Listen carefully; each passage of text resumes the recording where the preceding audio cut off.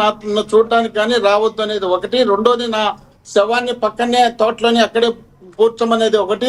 మూడోది పెద్ద కర్మ చిన్న కర్మలు అలాంటివి ఏవి చేయొద్దనేది. నా భార్యను విధవరాలుగా చూడకూడదు, అట్లా చేయొద్దని ఆయన నోటితో చెప్పినారనే ఉద్దేశాన్ని దృష్టిలో పెట్టుకొని అక్కడ ఉన్నటువంటి ఆయన అభిమానులే వీళ్ళు. ఎందుకంటే విజయ్ కిరణ్ గారు వైఎస్ఆర్ కాంగ్రెస్ పార్టీని మాట్లాడకపోతే బాగుండదు కదా అనే ఉద్దేశంలో భాగంగా వైఎస్ఆర్ కాంగ్రెస్ పార్టీ ఆడికి పోయి టక్కన వైఎస్ఆర్ కాంగ్రెస్ పార్టీ ఎప్పుడు చేస్తుంది, ఎప్పుడు చేరి ఎప్పుడు ఆ కుటుంబానికి సంబంధించిన వ్యవహారాలన్నీ తెలుసుకునింది. ఆ తెలుసుకొని వాళ్ళెప్పుడు ఇక్కడ ఆపోజిట్ చేయమని చెప్తారు. లోకల్ గా దగ్గరగా ఉన్నటువంటి ఆయన అభిమానులు ఆ విషయం తెలుసు కాబట్టి, ఆ విషయం ఆ కుటుంబ సభ్యులు డిస్కషన్ చేసినారు కాబట్టి, డిస్కషన్ చేసినప్పుడు ఎంత మోహన్ రెడ్డి గారు ఎంత రాజకీయ విభేదాలున్నా, ఒకనొక టైంలో ఎంత బాగా విభేదాలున్నా చనిపోయిన తర్వాత తండ్రి కాకమోనడు కూతురు కాకమోనదు ఆ బంధాన్ని ఆపే శక్తి ఎవరికైనా ఉందంటారా? అసలు ఎవరికైనా ఉందంటారా? ఉందంటారా కాదు, ఎవ్వరు చేయకూడదు. ఎవ్వరు అలాంటి పరిస్థితి రాకుండా ఉండాల్సిన అవసరం ఉంది. కానీ ఆ పరిస్థితి రావడం నువ్వో నేనో ఇంకోరో చేసింది కాదు, స్వయంగా ఆయన నేను ఇన్ని పోరాటాలు చేసి ఇన్ని ఉద్యమాలు చేసినప్పుడు నా భార్య పైన ఈ విధమైనటువంటి దాడి చేసినటువంటి ప్రభుత్వానికి మీరు ఈ విధంగా సపోర్ట్ ఉన్నారు, మీలాంటి వాళ్ళు నా కూతురు అనే దాంతో పాటు మనం ఎందుకంటే ఆయన ఏం తప్పు చేసింది సార్ క్రాంతి గారు ఏం తప్పు చేశారంటే మీరేం చెప్తారు? అసలు ఆవిడేం తప్పు చేసిందంటే తండ్రిని చూడకూడనంత తప్పు ఏం చేసింది ఆవిడ? తల్లిని స్వయంగా భాష వద్దు. ఎందుకంటే ఆ భాష ఏమని పోలీసమైనటువంటి భాషతో నా భార్యను తిట్టినటువంటి వ్యక్తులు ప్రభుత్వంలో నువ్వు అక్కడ చేరుకొని నన్ను తిట్టిస్తావా, నన్ను తిడతావా, నువ్వు తిట్టేటప్పుడు నువ్వు నా కూతురు కాదు అని ఆయన మనసులో మానసికంగా ఫిక్స్ అయినారు. అది మీరు చెప్పిన మాటలు కాదు ఇవి.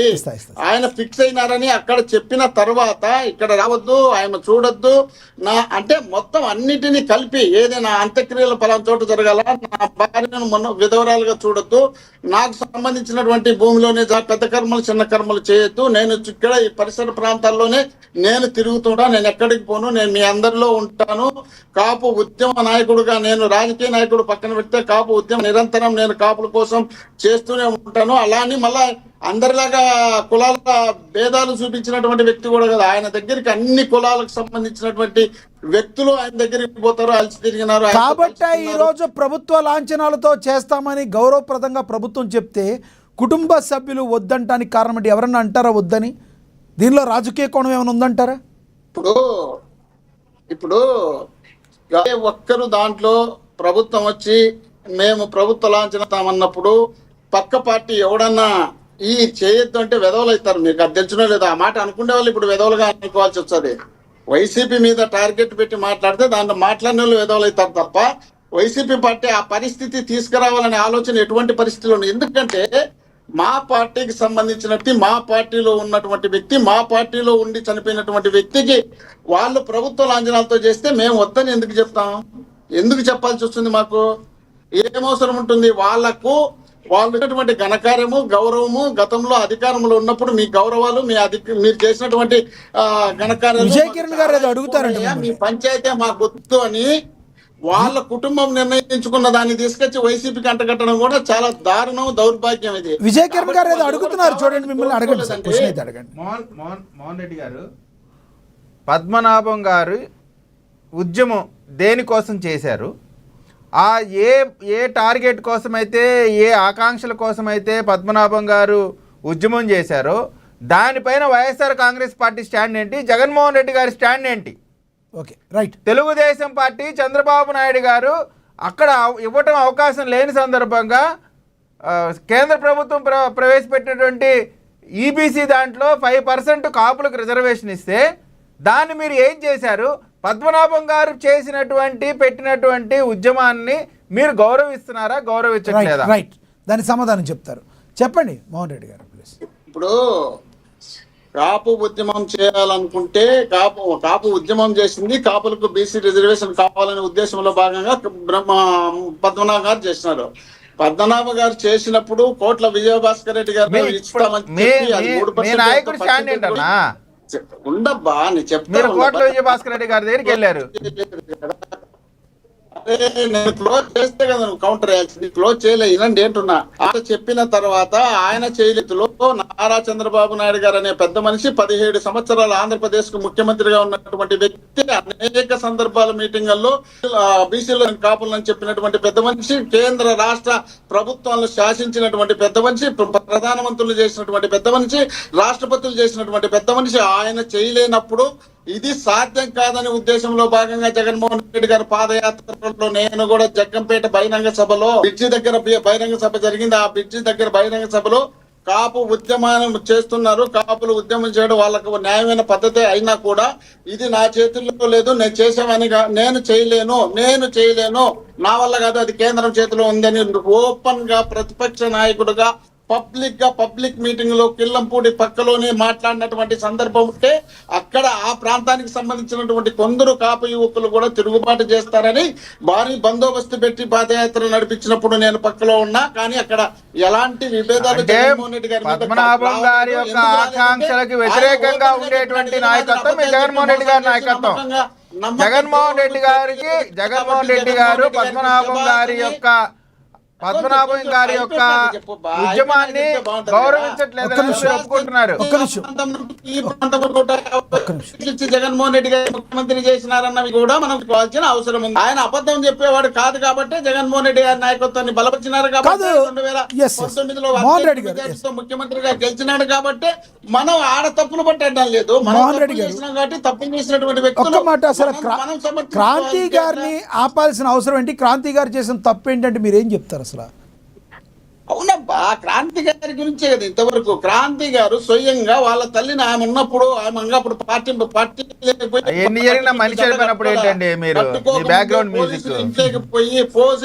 పోయి వాళ్ళు లోపల కూర్చొని నిరసన తెలుపుతున్న ప్లేట్లు ఖండించాలా మోహన్ రెడ్డి గారు, మీ కార్యకర్తలు తీసుకున్న నిర్ణయాన్ని మీరు ఖండించాలా, దాన్ని వెనకేసి రాకూడదు. తిట్టారనేది కూడా నా నోటితో చెప్పించేట్లా, ఆ నోటితో చెప్పడం నాకు ఇష్టం లేదు. పవన్ కళ్యాణ్ గారు కూడా ఎప్పుడు కూడా వాళ్ళ కుటుంబం కలిసి ఉండాలని ఆకాంక్షించారు కదా. చివరికి పార్టీలో కూడా చేర్చుకోలేదు, పెద్ద ఆయన గౌరవించి. కానీ బయటికి పీకింది మీరు సార్, బయటికి పీకినట్టు రాజకీయాలు లేదంటే మొత్తం రాజకీయాలు మాట్లాడుతున్నారు. దురదృష్టం. నేను మళ్ళీ కౌంటర్ ఇచ్చా కదా, ఇట్లా కౌంటర్ ఇచ్చి ఏమవుతుంది? నువ్వు మాట్లాడలేవు, నేను మాట్లాడలేను కాబట్టి కొద్ది కాకు. ఇలాంటి అక్షర సత్యం గారు ఇప్పుడు చెప్పారు కదా, రాజశేఖర రెడ్డి గారు ఇవ్వచ్చు కదా, జగన్ గారు ఇవ్వచ్చు కదా అని. జగన్ గారి దగ్గర ఈయన బయటకు పోయినాడు, మీకు తెలిసిన లేదో. పోలవరం పాదయాత్ర చేసిన కొద్ది రోజులకు తర్వాత పార్టీ ఎన్నికల్లో ఆయన లేడు. ఆ తర్వాత ఆయన ఎన్నికల్లో ఉండింటే మేము చేసి ఉండే వాళ్ళము, చేయలేకపోయినాము. తర్వాత పార్టీలో చేరినాక ఉండండి.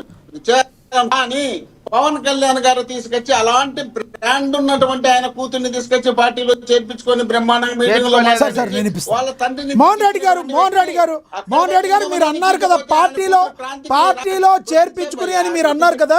ఒక్క బయట ప్లే అవుతుంది పవన్ కళ్యాణ్ గారిది. పవన్ కళ్యాణ్ ఒక బయట ప్లే అయ్యాక మీరు చూద్దరు కానీ మోహన్ రెడ్డి గారు పవన్ కళ్యాణ్ గారు బయట ఒకటి ప్లే అవుతుంది చూద్దాం. పవన్ కళ్యాణ్ ఒక్కసారి మీకు ఇస్తా. శ్రీమతి కాంతి గారు వారి అల్లుడు శ్రీ చందు గారు నాకు ఒకటే చెప్పారు ఈ రోజున.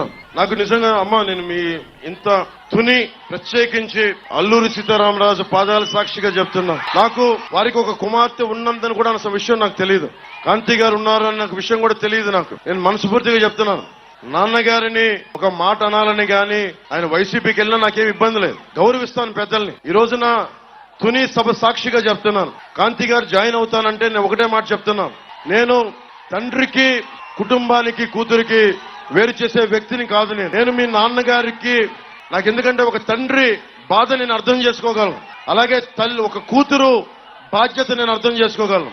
నేను మీకు మాట ఇస్తున్నాను, మీకు నేను గౌరవం ఇచ్చే బాధ్యత మీ వారికి మీ ఇద్దరికి.